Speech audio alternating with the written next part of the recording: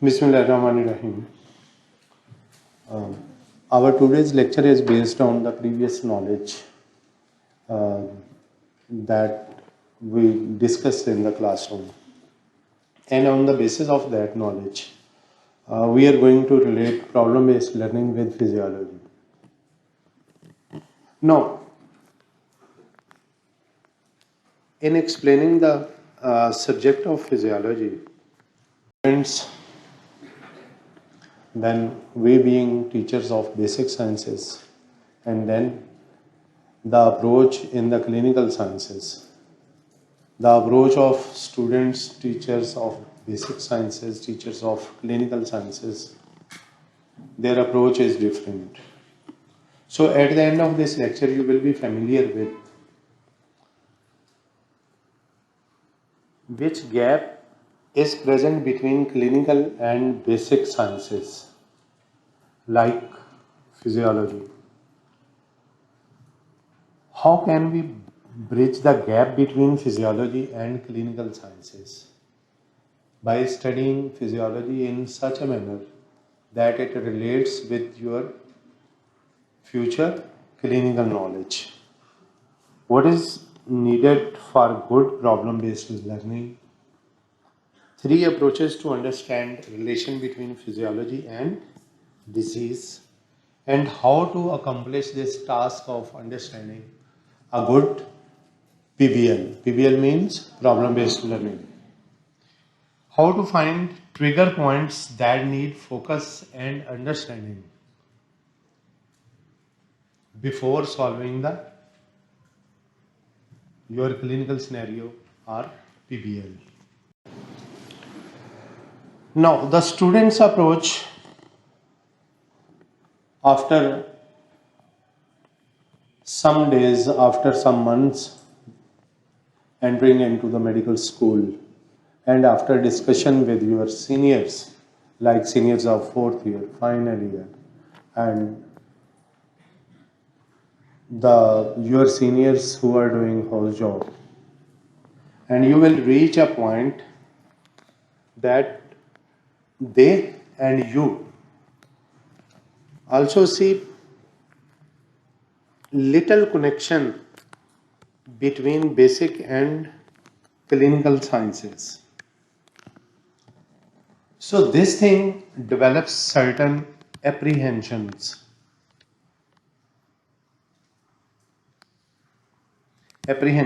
in your mind. What is physiologist's approach? Being physiologist, being your teachers, we always try to master you people in the knowledge of physiology. What is clinician's approach?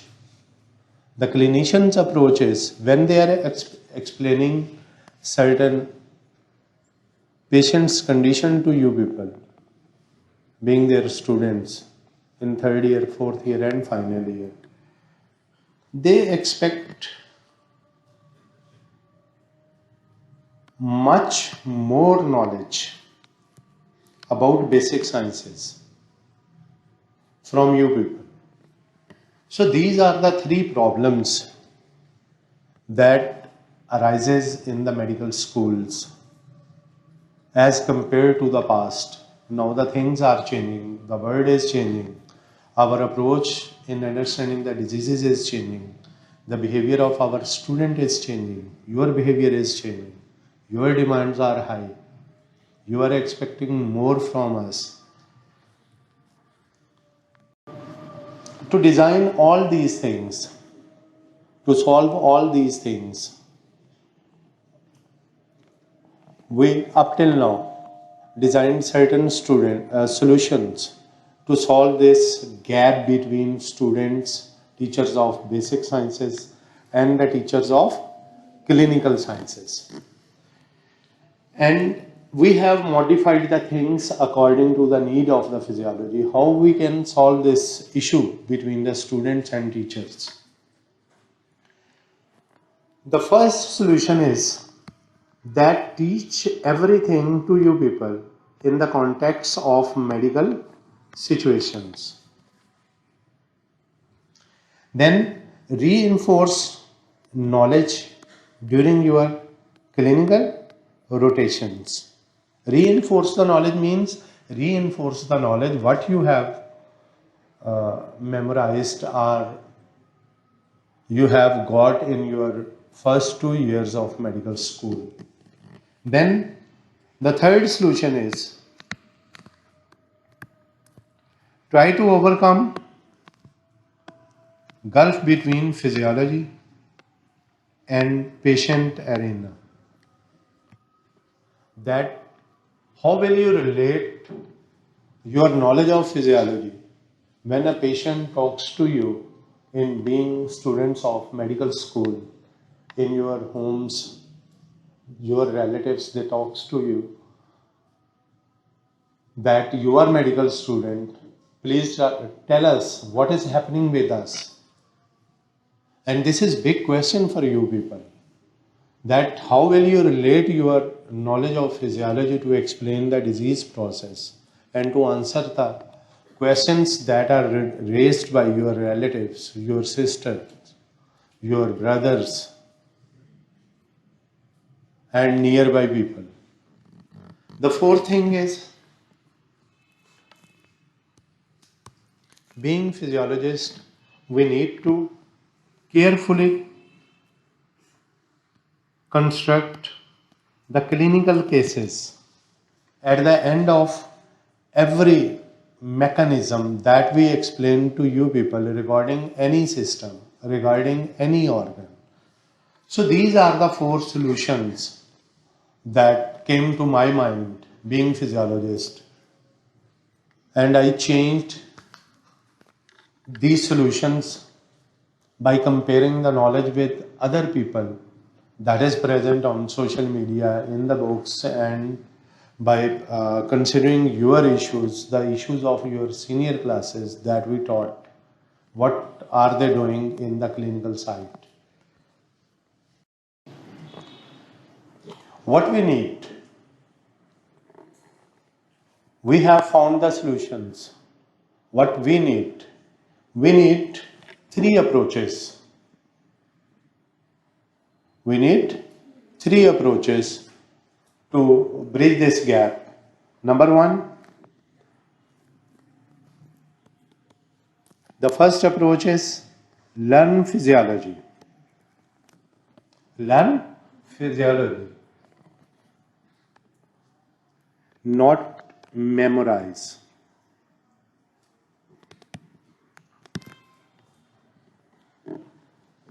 The second approach is disease, approach to a disease. If a patient talks to you people being medical students about his medical issues, about his disease, his or her disease, what should be in your mind? Then,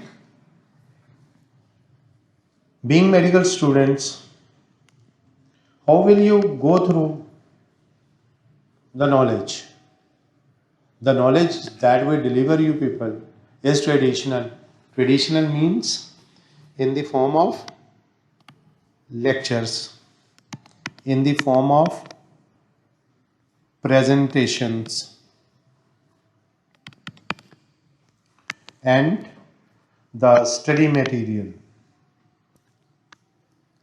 that we provide. The study material that we provide usually includes the lecture handouts, your books that we recommend for you people to study. Now, how to accomplish these three approaches? We accomplish these three approaches, that is to learn physiology, approach to disease, and approach to your reading. Reading means, approach to your reading means the reading in such a way that you can clinically correlate these things. You can clinically correlate your knowledge of physiology with the disease and with the treatment that you are going to initiate. Now for these you need to accomplish three tracks. You should pass through 3 tracks to understand the clinical scenario, the problem-based learning, the concept of problem-based learning. The first is philosophy. In the fourth solution, I mentioned that we need to construct carefully the clinical scenarios are the situations that we present to you people, that this is the disease, how the patient presents to you, what are his or her symptoms. What are symptoms? Symptoms are the things that patient tells to you. Then being doctor, you see certain things in the patient that are called signs. Like you note the temperature, you record the blood pressure, you record the pulse rate, you see the peripheries whether they are cold or not, you note any swelling on the face, is it present or not. So what is the philosophy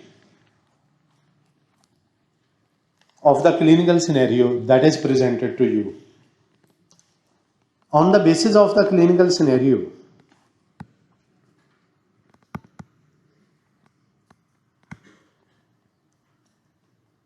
you must be able to read system overview. The philosophy was first find that this is the clinical scenario, that patient is bleeding. So where is the issue? The issue must be in the blood vessels. If the blood vessels are okay, there is no obvious injury or cut to the blood vessels, then why the bleeding spots are present? You must think about this.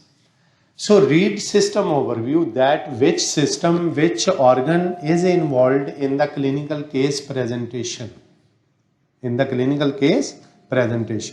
First identify, after reading your question, after reading your disease scenario, after reading your problem, after reading your clinical scenario, that which system is involved, which cellular mechanism is attached, and on the basis of that system, you must be familiar with the labs that are specific to identify or to reach a diagnosis. And for that purpose, you need certain investigations. We need certain investigations. And investigation means all of you are familiar, even being laymen and medical students, that the investigations include blood tests, investigation includes x-rays, investigations include CT scans, investigations include MRI. Now your approach must be, and it should be, that which one is the appropriate test for you. That what are you advising to the patient? That go for the blood test, or X-ray, or CT scan, or MRI. Now it depends upon your knowledge, what knowledge you have gained from the basic sciences. That where is the problem, and on the basis of that problem, what you are going to do. Like if problem is in the heart, would you go for X-ray test? And you have seen that problem is in the ECG, your patient is suffering from myocardial infarction or heart attack, and what you will do? You will immediately run for the angiography so that you can study the flow of blood in the coronary arteries. That is there any blockage in the coronary arteries? If there is a blockage, what can you do?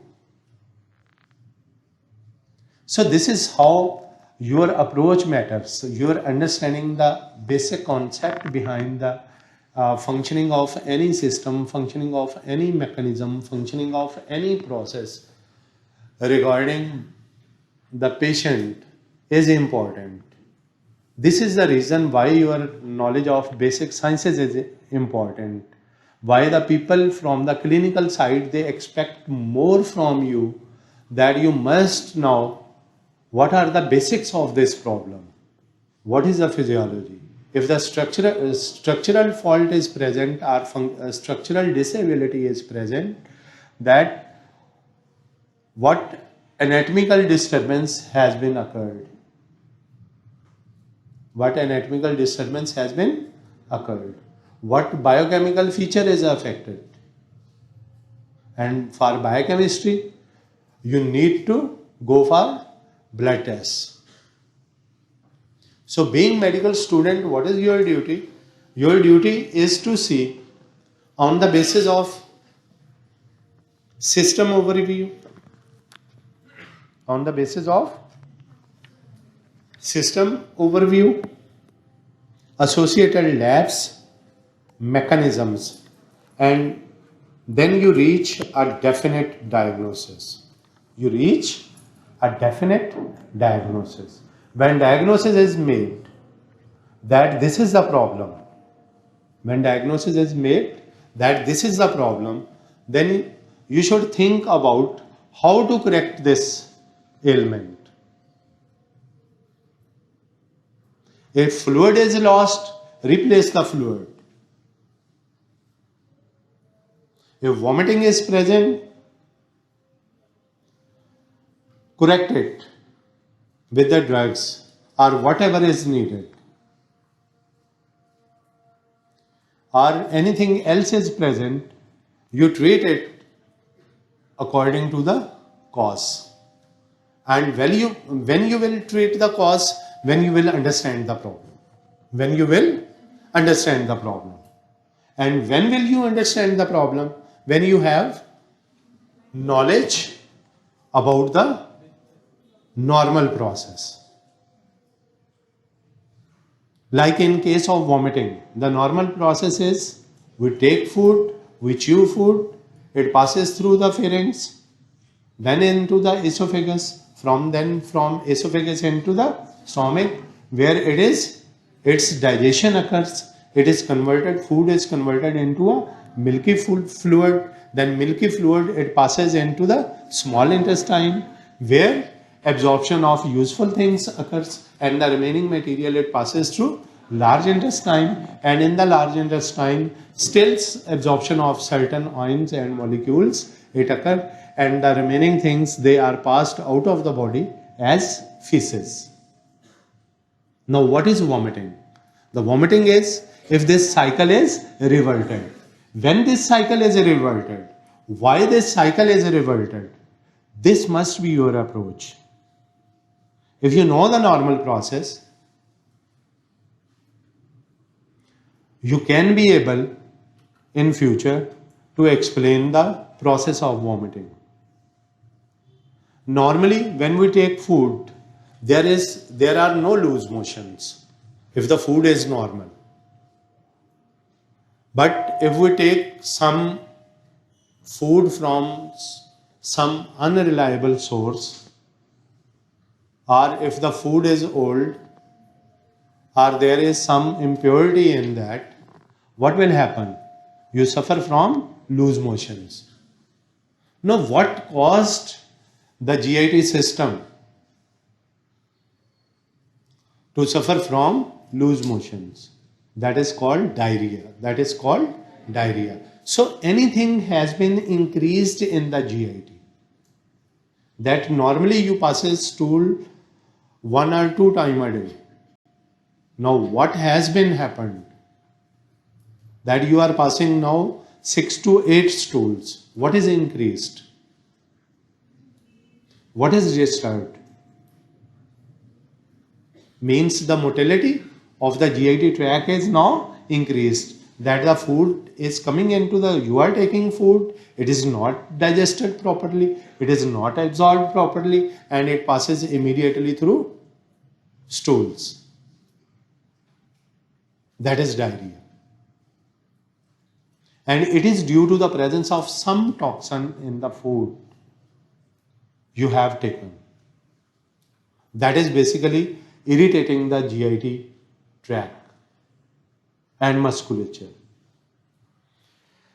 So on the basis of system overview,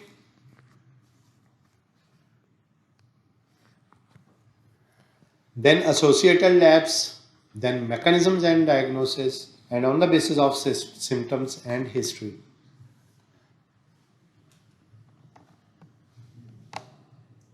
You are able to develop some philosophy about the disease process or about the mechanism.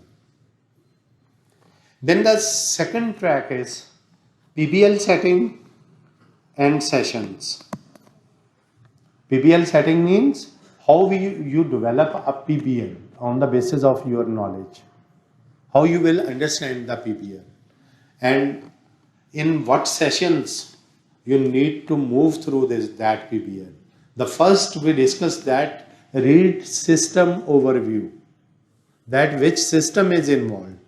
Then the general physical examination. General physical examination means general examination of the whole body and the systemic examination. Systemic examination means the specific examination of specific systems. Like for heart,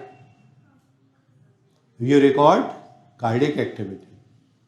You place your stethoscope on the heart areas. Which areas? On the mitral area, on the tricuspid area, on the aortic area, and on the tricuspid area, to listen for heart sounds, whether they are normal or not. If there is abnormality, according to the area where abnormal sound is present, you will develop some philosophy that if mitral area is damaged or the mitral area is not functioning properly or it is too much tight, you will reach certain point that the blood cannot enter from the left atrium into the left ventricle. So on the basis of that knowledge, you will go for lab results. Now, by understanding these lab results, then in the next session, the PBL, the problem-based learning, is basically discussed in 3 sessions. The first is system overview. A clinical scenario is presented to you people. You become familiar with which system is involved. You go through that system. This is the first approach. This is the first session. Then, and that must be conducted in small groups, not in the whole class. A small group of 15 to 30 students, a small group of 15 to 40 students maximum, not more than this, so that you can converse with every student. You can converse with every student. In a big class, like your class of 335 students, it's not possible for the teacher to converse with every student in the class.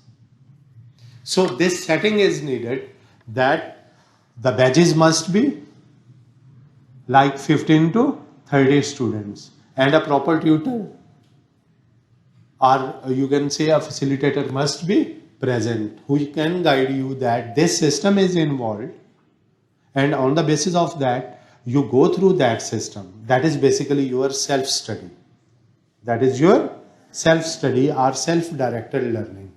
And for gaining that knowledge, you go through the books, you go through the lectures, you go through the presentations. You get your knowledge from the social media. You can Google it. You can go through research sites like PubMed. So from anywhere you can get your related material regarding your clinical scenario. And this self-study and group discussion. Then second is group discussion. The second session is about group discussion. That all of you have gone through the system. Then on the basis of that, the facilitator facilitate you people to discuss the symptoms. To discuss the symptoms. So that you can converse with each other, you can discuss with each other, you can argue with each other that this system is present, this may be the cause. This may be the cause. This is not teacher-directed learning. The PBL is not teacher-directed learning. That teacher is telling you everything. Like you people listen in the lectures. That teacher is talking everything. It's not like that. It's your participation. It basically the PBL, it generates your interest in the medical science. Then learning materials, as I discussed, we use lectures, presentations, and then application of this lecture plus presentations to accomplish your task.